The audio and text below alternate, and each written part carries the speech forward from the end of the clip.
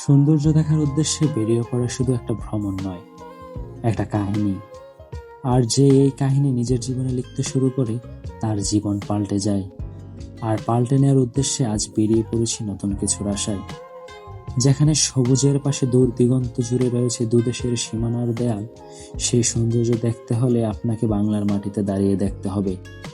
চলুন আজ সেই সৌন্দর্যের ভিড়ে হারাই একটু অন্যভাবে। আসসালামু আলাইকুম এক্সট্রিমবাসী, কী অবস্থা সবাই? আশা করি সবাই ভালো আছেন। নতুন একটা ব্লগে আবারও হাজির হয়ে গেলাম। আর আজকে আমরা করছি বর্ডার হাইকিং। এই যে দেখতে পাচ্ছেন পেছনে, এগুলো হচ্ছে মেঘালয়ের পাহাড়, আর আমরা বাংলাদেশের প্রান্ত দিয়ে হেঁটে যাচ্ছি। আমাদের এবার ট্রেকিং উৎমাছড়া থেকে জাফলং পর্যন্ত। তো সঙ্গেই থাকুন, ভালো থাকুন এবং দেখতে থাকুন। আমরা এই মুহূর্তে আছি Dhaka Fakirapool unique bus counter. আমাদের বাস ছাড়ার সময় রাত 11:30। বাহিরে ঝোড়ো হাওয়ার পরিবেশ। আজকের ভ্রমণটা দিয়ে শুরু করতেছি। বাহিরে বৃষ্টি আর ব্যথা। বৃষ্টিময় রাতে আমাদের যাত্রা শুরু করলেও গন্তব্যে পৌঁছতে পৌঁছতে আবহাওয়ার বিশাল পরিবর্তন। শুভ সকাল বাংলাদেশ, চায়ের সাথে চায়ের দেশে। আমরা বাস থেকে নেমে লেগুনা নিয়ে চলে আসছি এখন রেস্টুরেন্টে। সকালের খাবার খেয়ে আমাদের গন্তব্যের উদ্দেশ্যে রওনা করব। সকালের খাবার আয়োজন ছিল পাঞ্চি রেস্টুরেন্টে। আইটেমে ছিল বোনা খিচুড়ি ও চা। সিলেট এসে আমার পরিবহন সার্ভিস, আপনারা চাইলেই র্যান করতে পারেন, করে সিলেট ঘুরতে পারেন। ভোজন করা শেষে আমাদের যাত্রা শুরু হয় উৎমাছড়ার উদ্দেশ্যে। মাঝ রাস্তায় টায়ার লিক হওয়া আর সাজেকের ফিল পাওয়ার যে ব্যাপারটা দারুণ লেগেছে।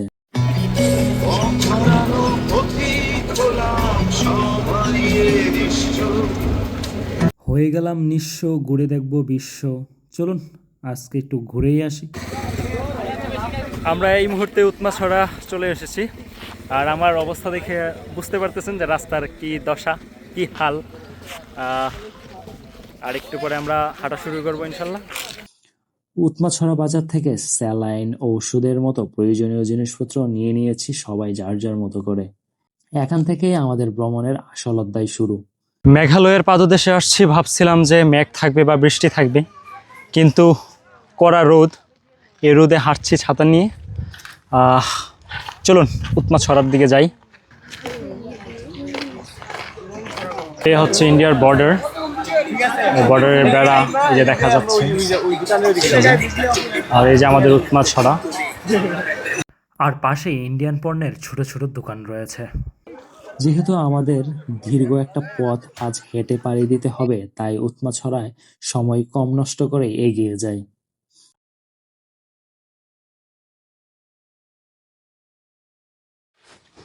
এই যে মেঘালয়, এটা হচ্ছে মেঘালয়ের পাহাড়। ভাবছিলাম যে মেঘ দেখতে পাবো, কিন্তু মেঘের কোনো দেখা নাই। কালকে সকালের অপেক্ষায়। তোমার জন্য বানানো আমার স্বপ্নের বাড়ি। চলো দুজন মিলে এখানেই থাকি আর এই মেঘালয়ের পাহাড় উপভোগ করি। হাঁটতে হাঁটতে আমরা ছোট্ট একটা ঝর্ণার কাছে পৌঁছাই, যেটি তুরংছড়া নামে পরিচিত। এটি ছিল ইন্ডিয়ার সীমানার ভিতরে, যার ফলে আর ঝর্ণায় ভিজা হয়নি আমাদের। আমরা এই মুহূর্তে তরুণ ছড়া একটা প্লেসে আছি, যে আমার পিছনে দেখতে পাচ্ছেন।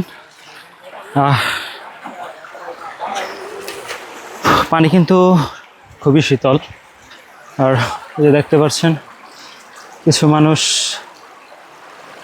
মাছ ধরতেছে, আর এখানে হচ্ছে গোসল করতেছে। আর এটা হচ্ছে মাছ ধরা।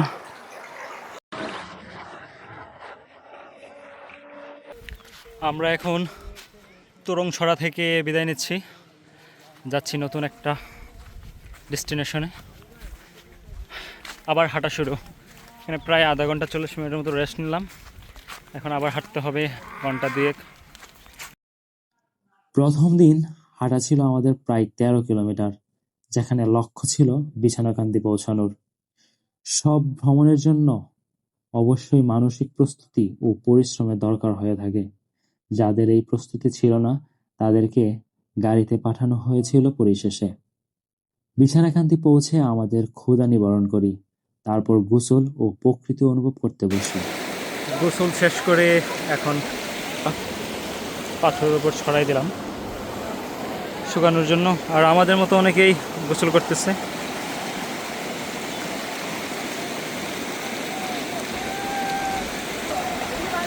পড়ন্ত বিকেল, এখন আমাদের গেস্ট হাউসে যাব, কারণ প্রায় 12 কিলোমিটার মতো হাঁটা হয়েছে আমাদের আজকে। এখন বিশ্রাম নেওয়ার পালা।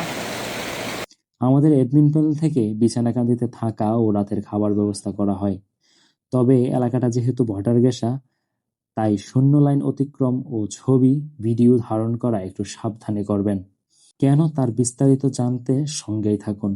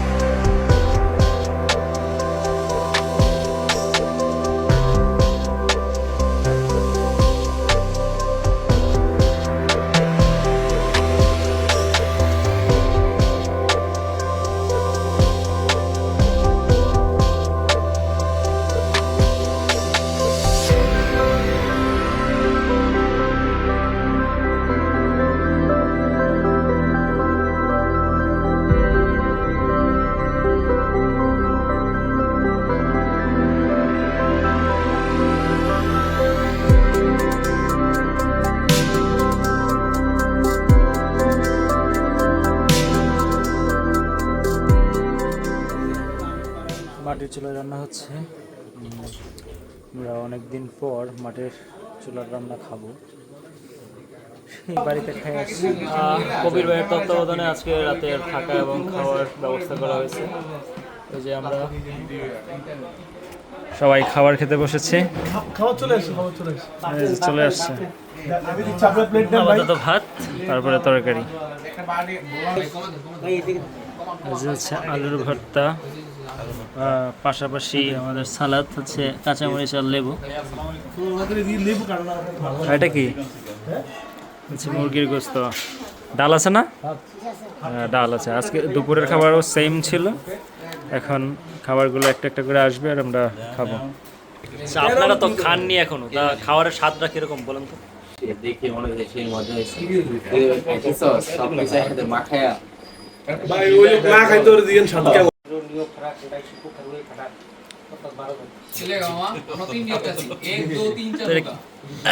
কোন ভাষা এটা ভাই? কি দিয়ে খান? জলদি খাই। জল দিছে? আরে নাই ওই শুক নাকি? এটা বড় কামড় দে,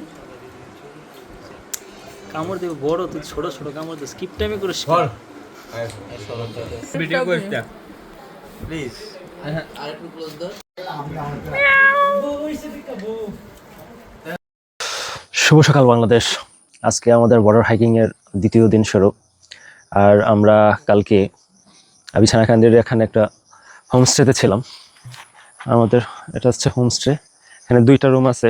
আমাদের যে ছেলে পার্সনরা এখানে ছিলাম, আর মেয়েদের জন্য একটু ভিতরের দিকে ব্যবস্থা করা হয়েছে। আর এখন মূলত ড্রোন ফ্লাই করব। আর একদম ভোরবেলার, এখন সময় 5টার সময় আমাদের বিছানাকান্দিটা কেমন দেখায় সেটাই দেখার চেষ্টা করব।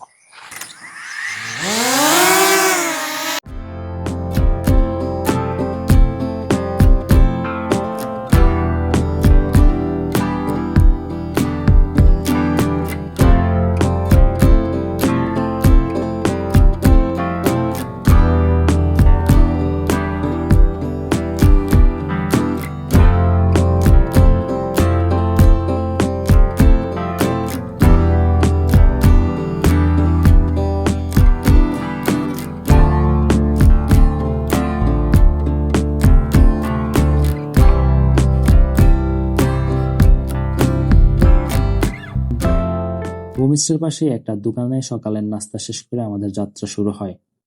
এখন সময় 8:30। আজকে আমাদের দ্বিতীয় দিন।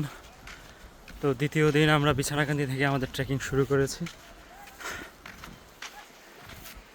ওই যে আমাদের পার্টিরা নদী ক্রস করে আসতেছে। যাত্রাপথে নিজেদের মতো করে কিছুটা সময় কাটানো আর নতুন পথের খুঁজে ছুটে চলা। ओ सनम ओ जिगर तुम कहो क्या ही खबर कैसे कटी ये रातें हैं कहते हैं सब मगर कोई चलाना इन पर रास्ते जो मैंने नापे हैं कभी है तारों की झिलमिल कभी न दिखती मंजिल ऐसा सफर मेरा मैं भागा भागा सदियों से जागा आया हूँ मीलों गांव से ना हम सफर कोई ना अपना घर यारा रहता हूँ बहती नाव पे दिखते हैं ख्वाब जो जागती आंखों को सपने नहीं इरादे हैं पूरे वो करने को चल पड़े नंगे पैरों खुद से किए जो वादे हैं रुकना न कभी भी था हल चल नहीं तो है मंजिल मैं ना कहीं ठहरा मैं भागा भागा सदियों से जागा आया हूँ मीलों गांव से ना हम सफर कोई ना अपना घर यारा रहता हूँ बहती नाव पे सदियों से जागा आया हूँ मीलों करके इरादा मैं भागा भागा सदियों से जागा आया हूँ मीलों करके इरादा मैं सफर लिखा हाथ की लकीरों में न खोने दिया ख्वाबों को ताबीरों में शहर की हवा ने मुझ में रंग भरे मैं भूला सा पुरानी तस्वीरों में सफर लिखा বর্ডার গ্যাসের ছোট্ট একটা গ্রামের মাঝখান দিয়ে যাচ্ছি।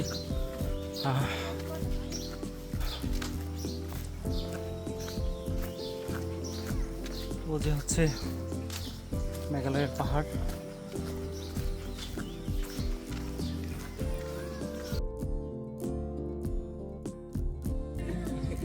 আপু কার সাথে হাঁটতেছেন? হ্যাঁ কি অদ্ভুত, যেখানে পাহাড় শেষ সেখান থেকেই শুরু বাংলাদেশ।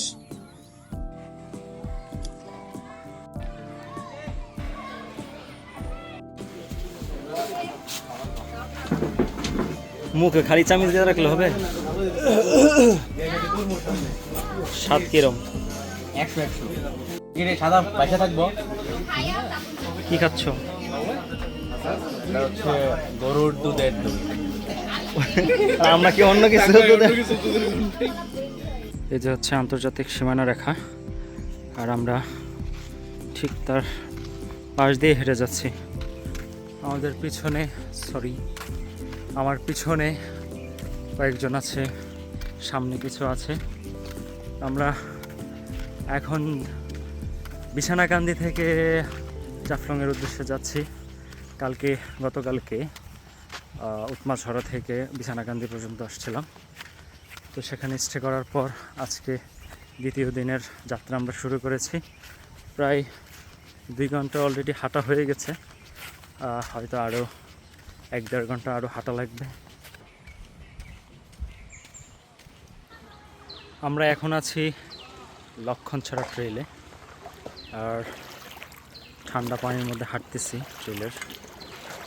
আমাদের বাকি সদস্যরা এই যে একজনের পর একজন সিরিয়াল ধরে বসে আছে। আমরা আরও একটা জিরিধারা ক্রস করেছি। আমি অলরেডি ক্রস করে চলে আসছি অনেকটা। এই যে আমাদের টিম মেম্বাররা ক্রস করতেছে। পানি সব জায়গায় হাঁটুর নিচে, হাঁটুর উপরে এখনও কোথাও পাই নাই। আর যেখানে হাঁটুর উপরে আছে সেই জায়গা দিয়ে মনে করেন আর পার হওয়া যাবে না। আমরা অলমোস্ট 9 কিলোমিটার রাস্তা পাড়ি দিয়েছি। এখন সোনাইহাট নামে একটা জায়গায় আছি, পিছনে বিজিবি ক্যাম্প। তো বিজিবি ক্যাম্পের সাইড দিয়ে এখন যাচ্ছি। পরীক্ষা ছিল তোমাদের? পরীক্ষা ছিল? কি পরীক্ষা?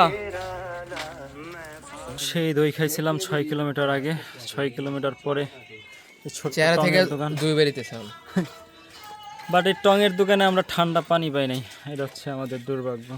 না, যে এইখানে লেখা ছিল না আর কি। ও সরি। আমরা এখন অবস্থান করতেছি পান্তমাই ঝর্ণায়, বাট ঝর্ণা ইন্ডিয়ার ভেতরে হওয়ার কারণে আমরা ওই পর্যন্ত যেতে পারছি না। আমরা আছি অনেকটা দূর যে ভিউ পয়েন্টে। দীর্ঘ সময় ও পথ পাড়ি দিয়ে আমরা পৌঁছাই পান্তমাই, যেখানে আমাদের দুপুরের খাবার ব্যবস্থা করা হয়। সম্ভবত টুরিস্টদের জন্য সিলেটের কমন একটা খাবার হচ্ছে মুরগির গোশত, আলুর ভর্তা, শুটকির ভর্তা আর হচ্ছে ডাল। খাইতে খাইতে একদম শুকায় যাইতেছে প্লেটটারে। বাংলাদেশের সবচেয়ে সুন্দর মাঠগুলোর মধ্যে এই যে আমার পিছনের এই মাঠটিও একটি, কারণ এক পাশে মেঘালয়ের বড় বড় পাহাড়, মাঝখানে হচ্ছে মাঠ, আর ওই পাশে আবার সমতল ভূমি বা জনবসতি, আর ঠিক নদী, যেটা হচ্ছে ঝর্ণা থেকে সৃষ্টি হওয়া নদী। খেলাধুলা করে ক্লান্ত হলে নদীতে গোসল সেরে নিতে হবে। এই সবুজ প্রকৃতি আমাদের হাতছানি দিয়ে রাখলেও আমরা আটকে গেছি সীমানার বেড়াজালে।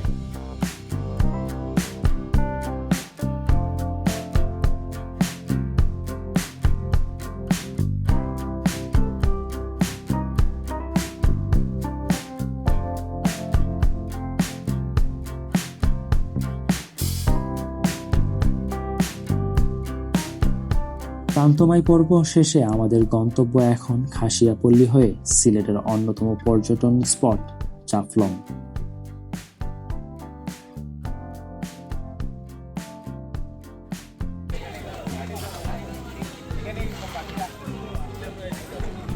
আমরা এখন খাসিয়াপল্লী বাজারে আছি, ছোটোখাটো একটা বাজার, যে যার মতো কেনাকাটা করছে। আমি একটু পানি খাবো, পানি খেয়ে নিই। সব সত্য বেরিয়ে আসবে আজকে, সব সত্য বেরিয়ে আসবে।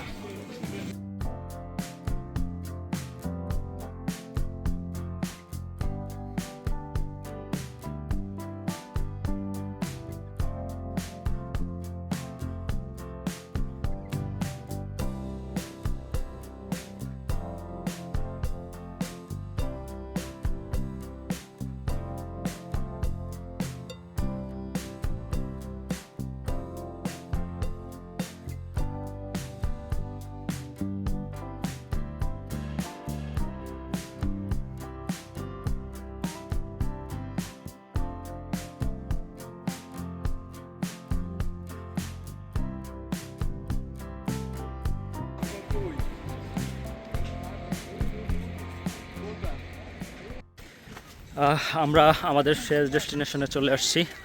আমার সামনে হচ্ছে ডাউকি সিটি এবং জাফলং 0 পয়েন্ট। আমরা ওই যে আছে জাফলং 0 পয়েন্ট এবং ডাউকি সিটি, আর আমরা এই দিক দিয়ে মায়াবী ঝর্ণায় যাব।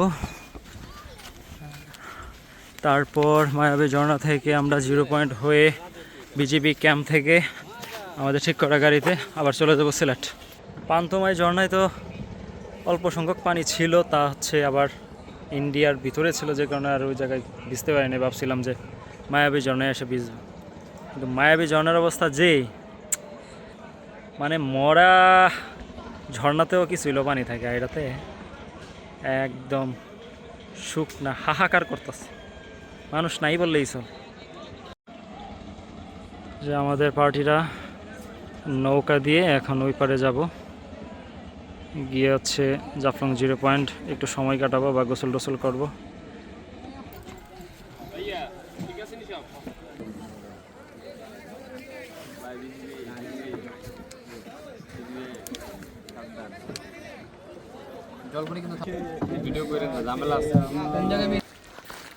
এক টুকরো সারা মরুভূমিতে হাঁটতেছি, রোদে পুরো ছাড়খাড় অবস্থা।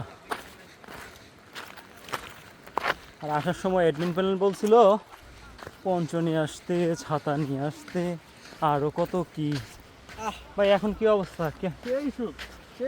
পঞ্চ নিয়ে আইবো মিয়া কাল বৈশাখী জ্বর আমি উড়াই লই যেতেছি মিয়া দেখেন না এই যে পঞ্চ উড়ে গেলাম সারাদিনের ক্লান্তি দূর করতে জাফলং এর স্বচ্ছ জলে নিজেদের গা ভাসিয়ে দেয়।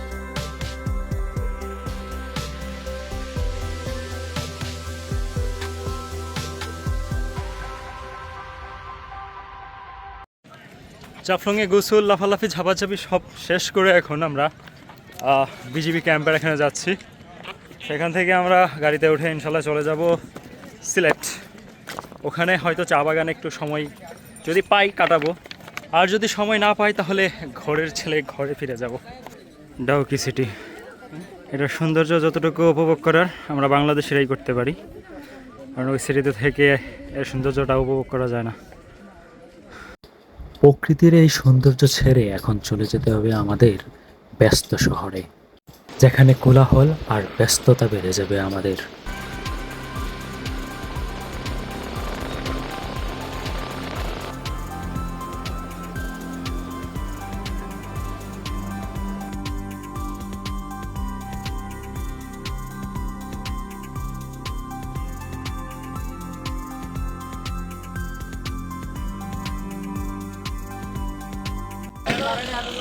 আমরা রাস্তার পাশে একটা চা বাগান পেয়েছি, চা বাগানে একটু সময় কাটাবো। সিলেট যেহেতু আসছি, চা বাগানে সময় না কাটালে হয়।